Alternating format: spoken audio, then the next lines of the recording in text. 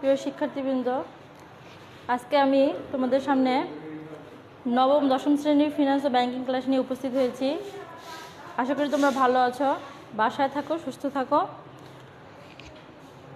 তো আজকে গতদিন আমি অর্থের সময় মূল্য নিয়ে একটা ক্লাস দিয়েছিলাম।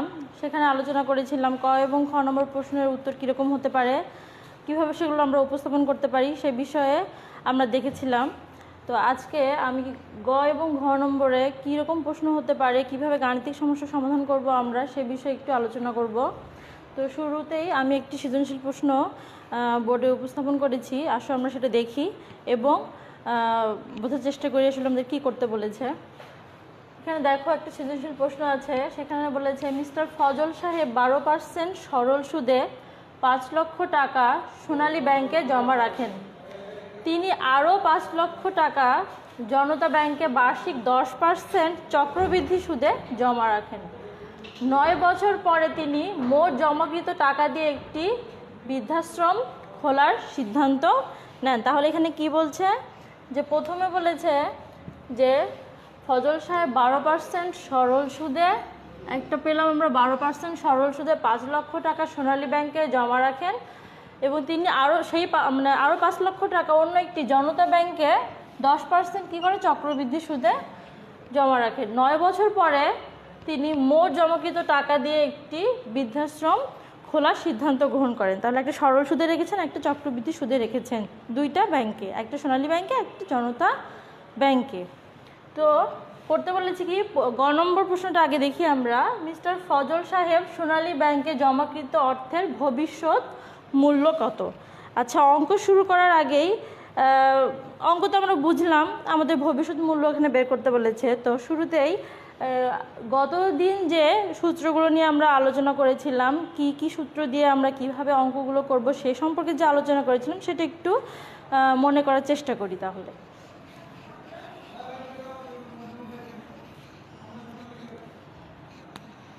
একটা ছিল আমাদের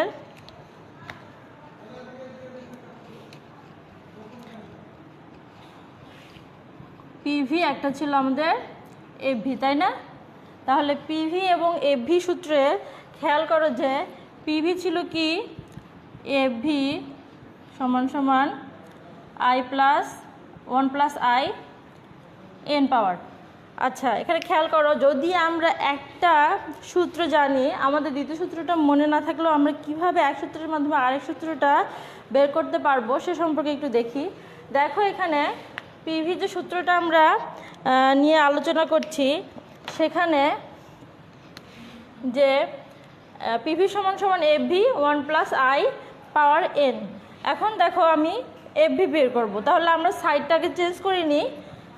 এফভি সমান সমান 1 প্লাস আই পাওয়ার এন সমান সমান পিভি।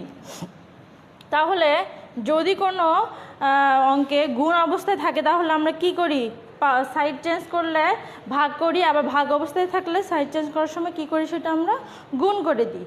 তাহলে খেয়াল করে দেখো শিক্ষার্থী, এফভি সমান সমান পিভি, এখানে এফভির সাথে আমাদের ডিভাইডেড অবস্থায় আছে, ভাগ অবস্থায়, সেটা যখন সাইড চেঞ্জ করবো এ পাশে নিয়ে আসবো তখন আমরা পাশে চেঞ্জ করার সময় গুণ করে দেব। তাহলে আমাদের কি হলো যে এফভি সূত্রটা যে আমরা লিখতাম এফভি সমান সমান PV 1 plus I power N, দেখো সেটা আমরা ওই একটা অঙ্ক কিভাবে করলাম, মুখস্থ যদি নাও থাকে সেক্ষেত্রে আমরা কিভাবে বের করতে পারি সেটা দেখলাম। একটা সূত্র মনে থাকলে দ্বিতীয়টা বের করতে পারবো। সেভাবে যদি আমরা পিভি সূত্রটা বের করতে যাই তাহলে 1 প্লাস আই পাওয়ার এন সমান সমান এফভি। তাহলে অতএব আমরা পিভিটা বের করব, এফভি সূত্রের মাধ্যমে পিভি সূত্রটা এখন বের করব। তাহলে এখানে দেখো পিভির সাথে 1 প্লাস আই পাওয়ার এন গুণ অবস্থায় আছে, যখন আমরা সাইড চেঞ্জ করব তখন সেটা ভাগ অবস্থায় চলে যাবে। তাহলে পিভি সমান সমান FV 1 plus I power N. এটা কি পিভির সূত্র নয়? তাই সেটাই কি ছিল না, গতদিন যেটা আলোচনা করেছিলাম, পিভি সমান সমান হলো এই সূত্র ছিল, আর এফভি সমান সমান কী ছিল, এই যে এফভি সমান সমান। তাহলে আমরা এই এফভি থেকে পিভিটা মনে না থাকলেও বের করতে পারবো, সেটা আমরা আজকে দেখে নিলাম। এখন আমি তোমাদের সূত্র নিয়ে একটু আলোচনা করি। দুইটা সূত্র এখানে আছে, সরল সূত্র এবং সুদের হারটা যখন বলে তখন দুইটা সুদটা কি দুই প্রকার থাকে। একটা হলো সরল সুদ, আরেকটা হলো চক্রবৃদ্ধি সুদ। একটা হলো সিম্পল ইন্টারেস্ট রেট, আরেকটা হচ্ছে কম্পাউন্ড ইন্টারেস্ট রেট। তাহলে সুদ হচ্ছে 2,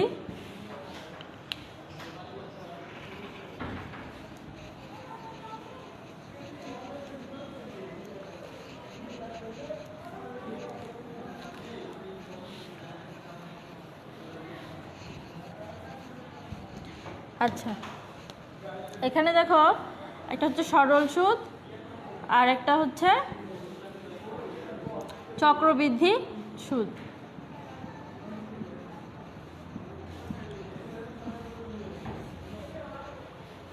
আমরা সবাই জানি সরল সুদটা কিভাবে আসে। সরল সুদটা আসলের উপর সুদ ধার্য করা হয়। আর চক্রবৃদ্ধি সুদটা কি হয়? চক্রবৃদ্ধি সুদটা সুদ এবং আসলের উপর সুদ ধার্য করা হয়। তাহলে একটা উদাহরণের সাহায্যে আমরা দেখি, বোঝার চেষ্টা করি আসলে সরল সুদটা কিভাবে হচ্ছে এবং চক্রবৃদ্ধি সুদটা কিভাবে হচ্ছে।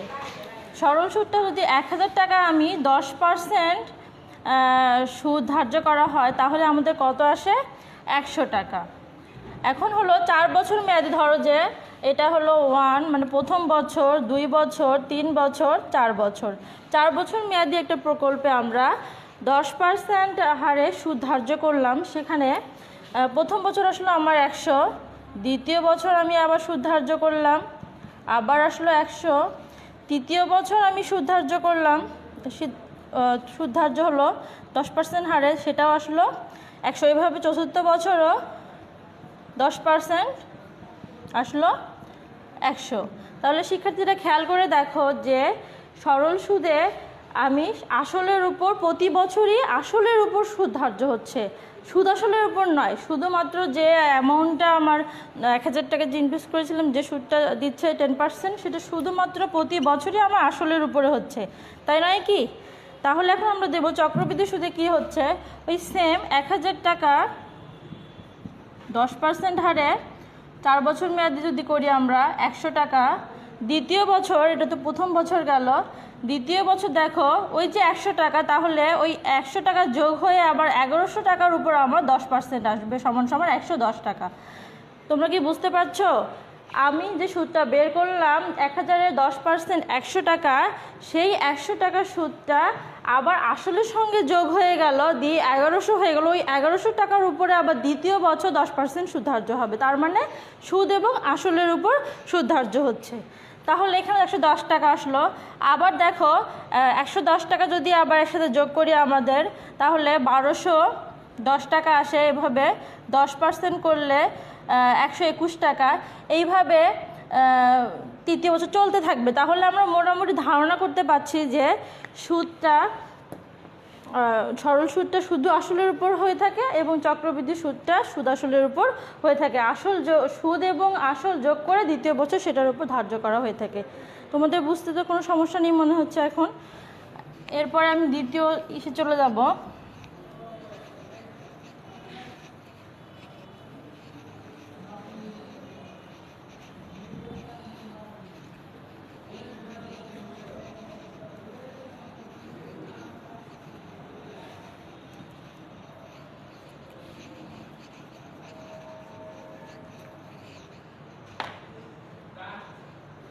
তাহলে আমাদের পিভি সূত্র হচ্ছে আর এফভি সূত্র হচ্ছে, পিভি হচ্ছে পিভি সমান সমান এফভি 1+i = n, তাই তো? গুণ অবস্থায় আছে না, এফভি সমান সমান, এটা ভুল হলো, এফভি সমান সমান পিভি 1+i = n।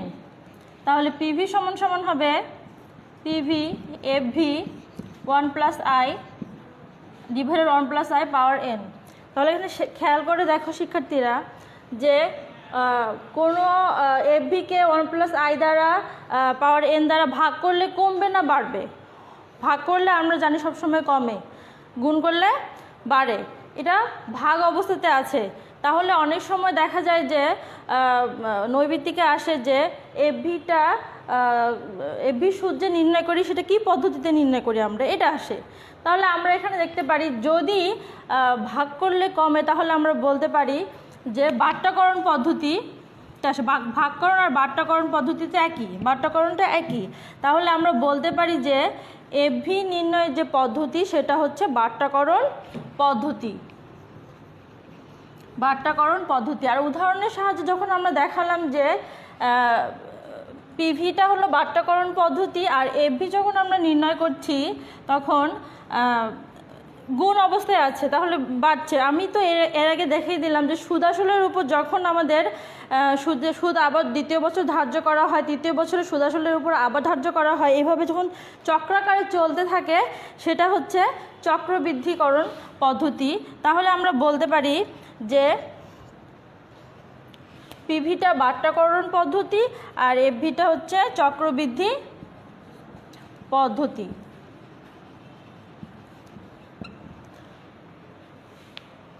তো দুইটা পদ্ধতি আমরা জানলাম, পিভিটা হচ্ছে বাট্টাকরণ পদ্ধতি আর এফভিটা হচ্ছে চক্রবৃদ্ধি পদ্ধতি।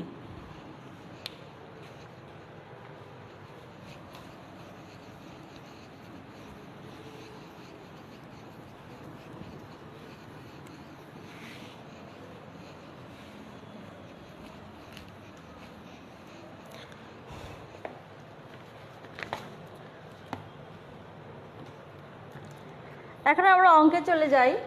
অঙ্কে প্রথমে গ নম্বরে বলেছিল যে মিস্টার ফজল সাহেবের সোনালী ব্যাংকে জমাকৃত অর্থের ভবিষ্যৎ মূল্য কত। তাহলে ভবিষ্যৎ মূল্য কত যখন বলেছে তখন ভবিষ্যৎ মূল্য বের করে আমরা জানি সরল সুদের যে সূত্রটা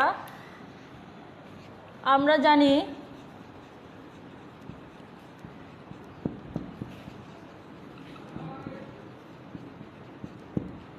সরল সুদে এফবি সমান সমান P plus P N I. এখানে P plus P N I হচ্ছে পি গুণন এন গুণিত আই। এর আগে আমি বলেছিলাম পিভি সমান সমান হচ্ছে প্রেজেন্ট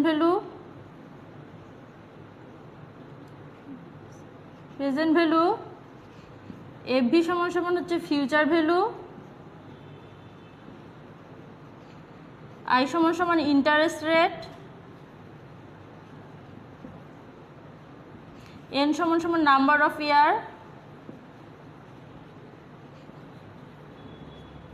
তাহলে প্রেজেন্ট ভ্যালু হলো বর্তমান মূল্য, ফিউচার ভ্যালু ভবিষ্যৎ মূল্য, ইন্টারেস্ট রেট হলো সুদের হার আর নাম্বার অফ ইয়ার হলো বছর সংখ্যা।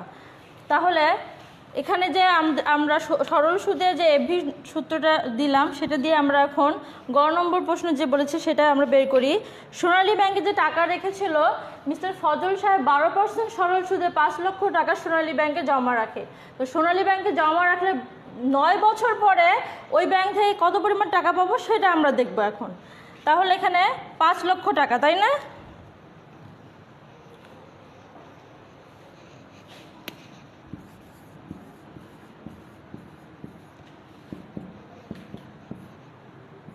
পাঁচ লক্ষ টাকা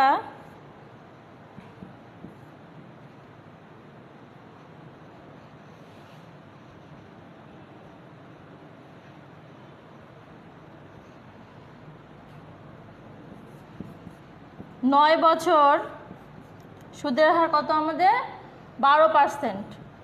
সুদের হার হচ্ছে 12%। যখন আমরা গুণ করব তখন 12% এভাবে লেখা যাবে না, তো আমরা হেয়ার করে নিতে পারি এখানে যে লিখলাম এটা করার সময় এখানে আমরা হেয়ার করে নিই যে এখানে প্রেজেন্ট ভ্যালু দেওয়া আছে পি এর মান যে 5 লক্ষ টাকা, এন সমান সমান 9 বছর পরে পাবো, আই সমান সমান 12% সরল সুদে বা 0.12। আচ্ছা, তাহলে আমরা এখানে যখন করে নিলাম তখন 0.12 করে এটা মিশিয়ে। তাহলে অ্যান্সারটা আমরা বের করে নিই। প্রথমে আমি বলেছিলাম যে আমাদের ফিনান্সের অঙ্ক করার সময় সায়েন্টিফিক ক্যালকুলেটর লাগবে, সায়েন্টিফিক ক্যালকুলেটর ছাড়া ফিনান্সের অঙ্ক করতে পারবো না। দ্বিতীয় যখন চক্রবৃদ্ধি সুদ নির্ণয় করবো আমরা তখন তো অবশ্যই দেখতে পারবো কীভাবে পাওয়ারগুলো আমাদেরকে সায়েন্টিফিক ক্যালকুলেটরের মাধ্যমেই বের করতে হবে। তো আমরা এটা করে নিই আগে।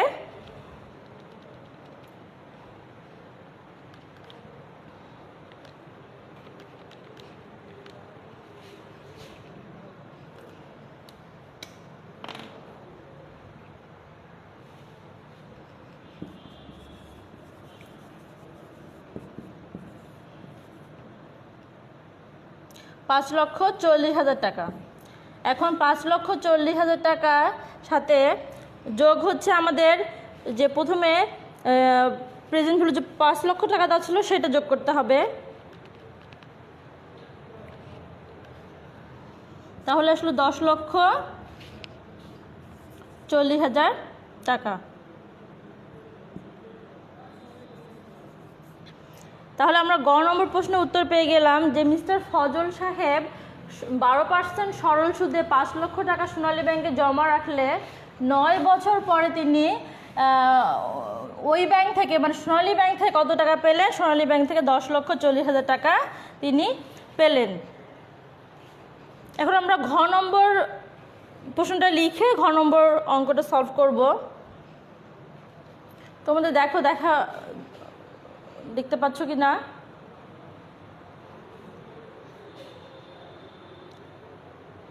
সরল সুদে যে প্রেজেন্ট ভ্যালু বের করার নিয়ম, সেই নিয়মে আমরা সোনালী ব্যাংকে যে মিস্টার ফজল 5 লক্ষ টাকা রেখেছিলেন, 9 বছর পরে তিনি 12% সুদে 10,40,000 টাকাটা পেলেন। এটা আমরা একটা ব্যাংকের বের করতে পারলাম। এখন আমরা পরেরগুলো দেখব।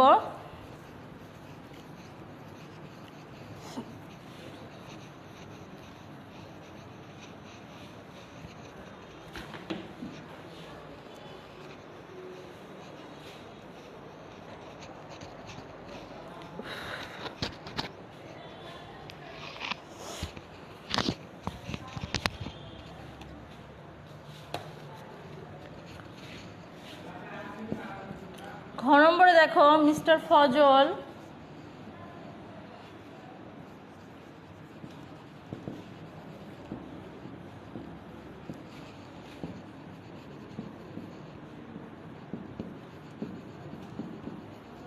জনতা ব্যাংকে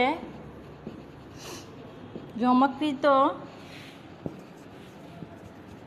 অর্থের ভবিষ্যৎ মূল্য নির্ণয় করো এবং তিনি মোট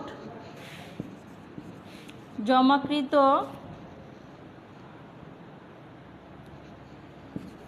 কত টাকা দিয়ে বৃদ্ধাশ্রম খুলতে পারবেন। আমরা তো গ নম্বর প্রশ্নের অ্যান্সার বের করে ফেলেছি। গ নম্বর প্রশ্ন এসেছিল, গয়ের অ্যান্সার হলো 10,40,000 টাকা। এখন ঘ নম্বর খেয়াল করো, মিস্টার ফজল সাহেবের জনতা ব্যাংকে জমাকৃত অর্থের ভবিষ্যৎ মূল্য নির্ণয় করো এবং তিনি মোট জমাকৃত কত টাকা দিয়ে বৃদ্ধাশ্রম খুলতে পারবেন। তার মানে আমি গ নম্বরে যে পেয়েছি সোনালী ব্যাংক থেকে যে অর্থটা পেয়েছি, এখন জনতা ব্যাংক থেকে সে অর্থটা কত পাবো সেটা নির্ণয় করার পরে দুইটা যোগ করে দেখতে হবে যে মোট হলো সেই মোট কত অ্যামাউন্টে তিনি বৃদ্ধাশ্রমটা খুলতে পারবেন। তাহলে আমরা অঙ্কে চলে যাই।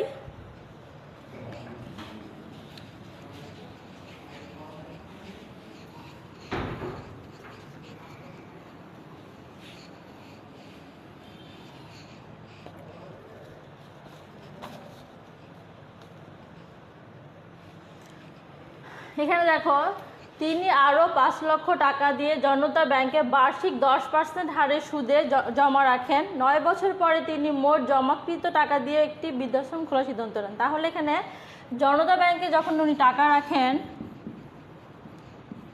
তার প্রেজেন্ট ভ্যালু হচ্ছে 5 লক্ষ,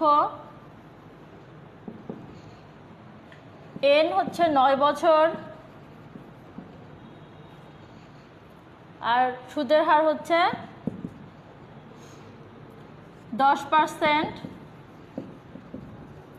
10। এখন কি বলেছে, ভবিষ্যতে তিনি কত টাকা জনতা ব্যাংক থেকে কত টাকা পাবেন। তাহলে এফবি সমান সমান নেই, কিন্তু এখানে দেখো চক্রবৃদ্ধি বলেছে। চক্রবৃদ্ধি কি বলেছে? এখানে বার্ষিক বলেছে। বার্ষিক মানে কি, তার চক্রবৃদ্ধির যে কোন কোন ক্ষেত্রে কিভাবে এমগুলো কাজ করে বা এম এর মান কত হতে পারে সেটা একটু দেখে নিই আমরা। বার্ষিক বলেছে, আমরা সবাই জানি বার্ষিক মানে একবার, বছরে একবার। তাহলে এম এর মানগুলো কিভাবে আমাদের সামনে আসতে পারে? একটা হলো বার্ষিক, এম সমান সমান একবার, বছরে একবার দেওয়া হচ্ছে সুদ, চক্রবৃদ্ধি সুদ। তারপরে হলো দ্বিবার্ষিক।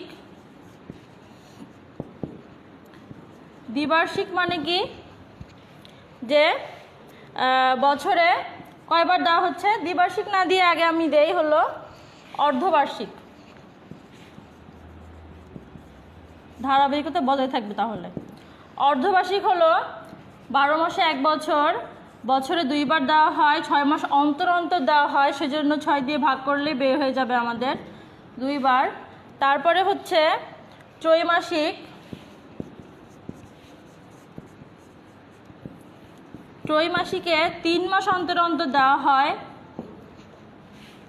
দ্বিবার্ষিক।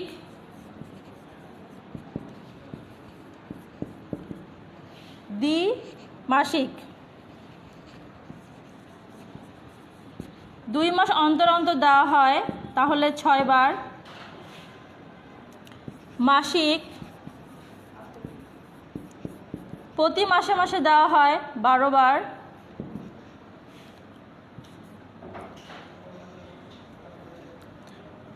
তারপরে হচ্ছে সাপ্তাহিক।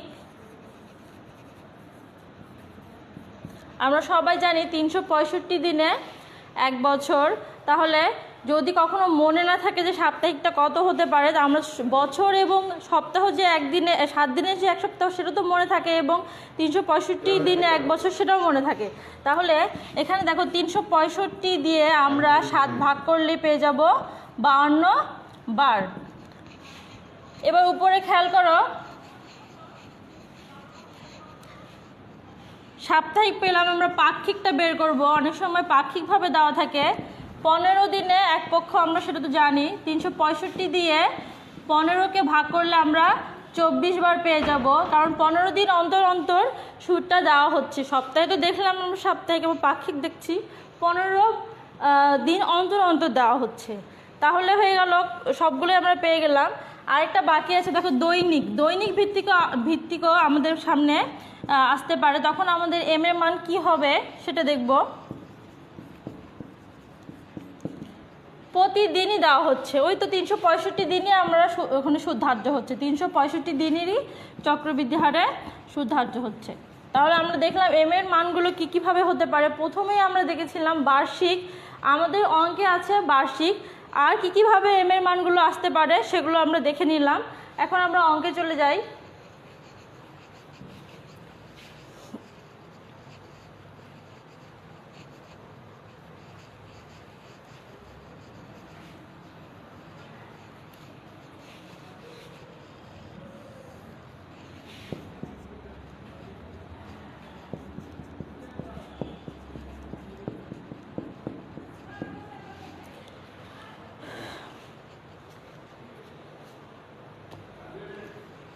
এখানে দেখো শিক্ষার্থীরা বলতে পারো যে এখানে চক্রবৃদ্ধি দেওয়া আছে, তাহলে এই সূত্রটা কেন লিখলাম, চক্রবৃদ্ধির সূত্রটা কেন লিখলাম না। চক্রবৃদ্ধির সূত্রটা কেমন আমাদের, তাহলে আমরা চক্রবৃদ্ধি সূত্রটা দেখি আগে। চক্রবৃদ্ধি সূত্র হবে প্রেজেন্ট ভ্যালুর ক্ষেত্রে এখানে কিছুই না, আই ডিভাইডেড এম, এন গুণিত এম। এফভির ক্ষেত্রে, পিভির ক্ষেত্রে কি হবে, F V 1 plus I divided M, N গুণিত এম। এটাই তো সূত্র, তাই না? আমরা যখন চক্রবৃদ্ধির অঙ্ক করব তখন তো এই সূত্র ব্যবহার করে অঙ্ক করব। তাহলে এখানে চক্রবৃদ্ধি দেওয়া আছে, কিন্তু আমি সেটা কেন লিখলাম না। প্রথমেই খেয়াল করে দেখবা যে এখানে বার্ষিক চক্রবৃদ্ধি বলেছে। বার্ষিক চক্রবৃদ্ধি একবার হয়। চক্রবৃদ্ধির পরিমাণটা কয়বার হয়? একবার হয়। তাহলে যদি আমি এখানে একবার, দেখো এম এর মান যদি পিভি 1 প্লাস ইন্টারেস্ট রেট হচ্ছে কত, 10.10, এম সমান সমান 1, n হচ্ছে 9 গুণন 1। তাহলে আমি যদি একের সাথে ভাগ করি অথবা একের সাথে গুণ করি এটার কি কোনো পার্থক্য হবে, কোনো হেরফের হবে? একের সাথে 9-এর সাথে 1 গুণ করলে তো 9ই হবে, ভাগ করলে তো তাই হবে।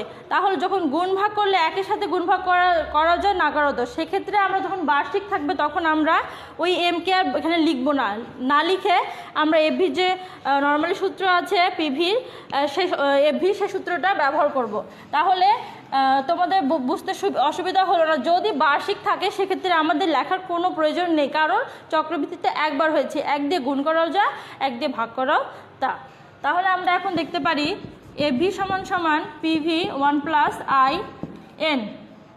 আমরা এই সূত্র ব্যবহার করলাম। আমরা এমকে একবার হয়েছে ওই জন্য নিয়েছিলাম। আমরা যদি অর্ধবার্ষিক, দ্বিবার্ষিক অথবা হলো ত্রৈমাসিক, সাপ্তাহিক, পাক্ষিক, দৈনিক ইত্যাদি ভাষায় আমাদের সামনে আসতো তখন আমাদের কাউন্টিংয়ের বিষয়টা থাকতো, এখন নেই। তাহলে 5 লক্ষ টাকা 1, এটা হচ্ছে 1, 0.9। আমাদের এখানে খেয়াল করে দেখো, এটাকে ভেঙে এর সাথে গুণ করার কোনো দরকার নেই, আমরা একবারই সেটা বের করতে পারবো। তোমাদের ক্যালকুলেটরে দেখবা যে 50 লক্ষ টাকা লিখে ফার্স্ট ব্র্যাকেটের একটা অপশন আছে, সেখানে ফার্স্ট ব্র্যাকেট দিয়ে আমরা 1 যোগ 0.10 ফার্স্ট ব্র্যাকেটটা ক্লোজ করব, তারপরে পাওয়ার 9 দিব।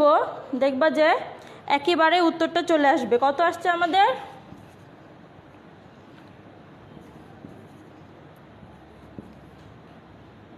74, প্রায়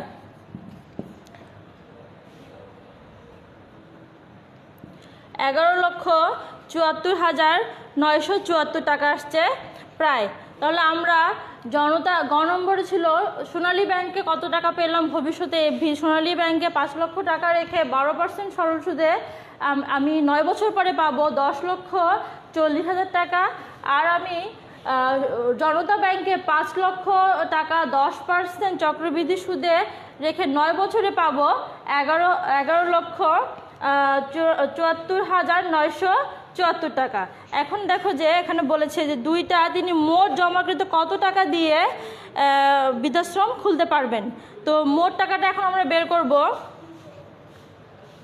মোট কত টাকা দিয়ে বের করতে পারবে। তাহলে আমাদের দুইটাই বের হয়ে গেল। এখন আমরা দেখব যে মোট কত টাকা দিয়ে বৃদ্ধাশ্রমটা খুলতে পারবেন। অতএব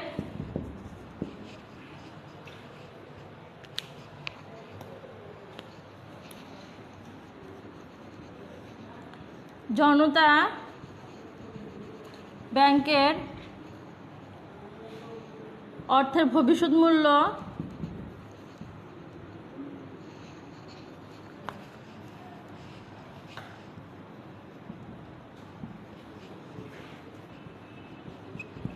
কত পেয়েছিলাম?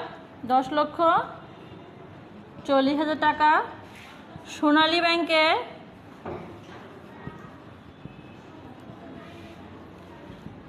অর্থের ভবিষ্যৎ মূল্য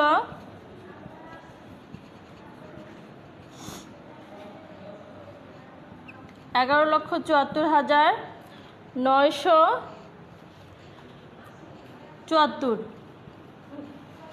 তো মোট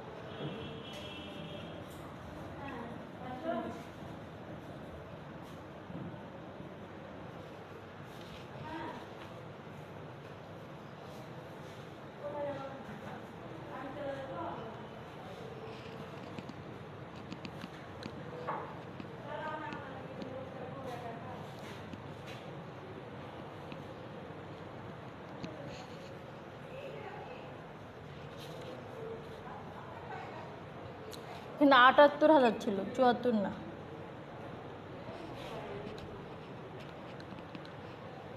যোগ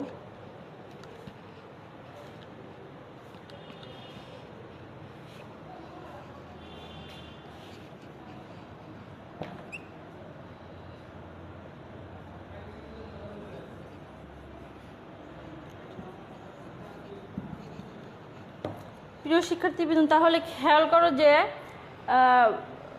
মিস্টার ফজল সাহেব যে দুই ব্যাংকে টাকা জমা রেখেছিলেন, সেই দুই ব্যাংকের মোট জমাকৃত টাকা ৯ বছর পরে তিনি ২২,১৮,৯৭৪ টাকা দিয়ে একটি বৃদ্ধাশ্রম খুলতে পারবেন।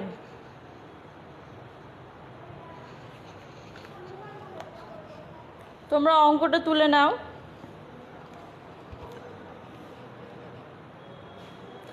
আরেকটা বিষয়, এখন থেকে নবম দশম শ্রেণীর হিসাব বিজ্ঞান ফিনান্স ক্লাস যখন নিব, তখন সকল শিক্ষার্থীরা, ব্যবসায় শিক্ষা শাখার সকল শিক্ষার্থীরা যুক্ত হবে। কারণ একটা ক্লাস সবাই দেখবে, 9ও দেখবে, 10ও দেখবে। যখন আমি 9-এর কথা বলি তখন 10রা একটু করতে 9-এ ক্লাস নিচ্ছে, 10দের তো নিচ্ছে না।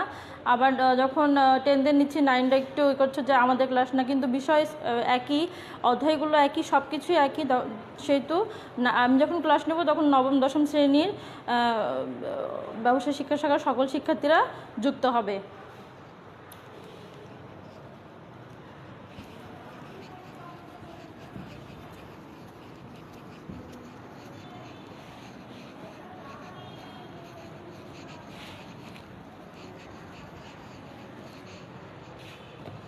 আজকে আমার এই পর্যন্ত ক্লাস ছিল।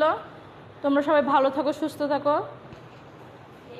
আমার ক্লাস সঙ্গে থাকার জন্য তোমাদের সবাইকে অসংখ্য ধন্যবাদ। আসসালামু আলাইকুম।